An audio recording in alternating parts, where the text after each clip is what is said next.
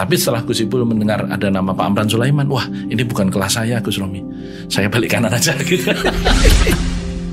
Bursa calon ketua umum P3 kini sedang hangat dibicarakan sebab ada sejumlah nama di luar kader P3 yang disebut menjadi kandidatnya. Salah satunya adalah Menteri Pertanian Andi Amran Sulaiman. Masuknya nama Amran sebagai calon yang diunggulkan ternyata membawa nama lain yang diduga terkait, yakni Haji Izam atau Andi Samsudin Arsyad, pria keturunan Bone, Sulawesi Selatan yang merupakan pemilik PT John Lynn Baratama.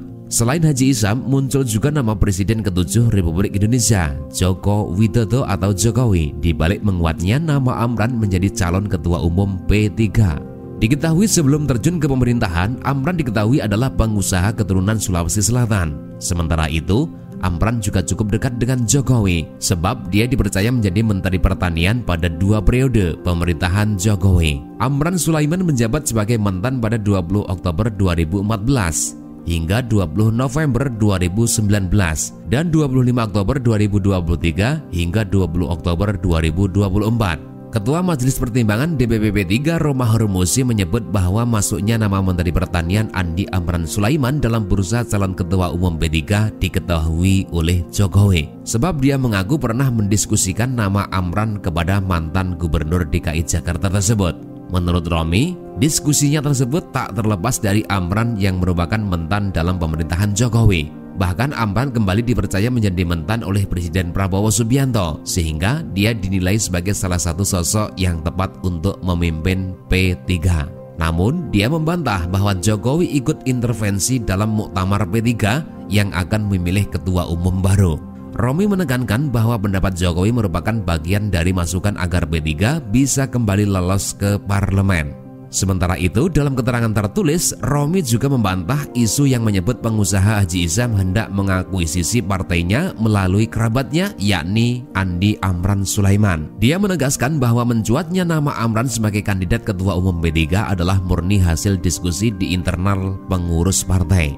Meski demikian, dia mengakui bahwa Haji Izam memiliki jejaring komunikasi yang luas dengan berbagai partai politik. Bahkan banyak tokoh politik yang sebetulnya berasal dari lingkaran Haji Izam. Hanya saja, Romi kembali menegaskan bahwa P3 melihat Amran karena mempertimbangkan kemampuan dan kekokohannya, bukan sekedar kedekatannya dengan Haji Izam. Lebih lanjut, Romi menyebut bahwa Andi Amran Sulaiman kini masih mempertimbangkan tawaran untuk maju menjadi calon ketua umum P3.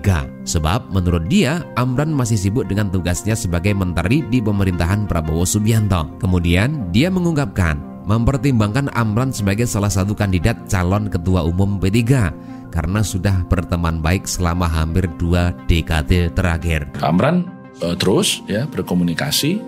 Karena saya kawan lama dengan Pak Amran dari tahun 2009 saya berkawan dengan beliau. Munculnya nama Amran Sulaiman dalam kandidat calon ketua umum P3 lainnya diketahui berawal dari Romi. Dia membeberkan sejumlah nama calon ketua umum P3 yang muncul dari tingkat pusat dan daerah. Romi mengatakan bahwa diantaranya adalah ex-KSAD Jenderal Purnawirawan Dudung Abdurrahman dan ex-Menparekraf Sandiaga Uno hingga mentan Andi Amran Sulaiman.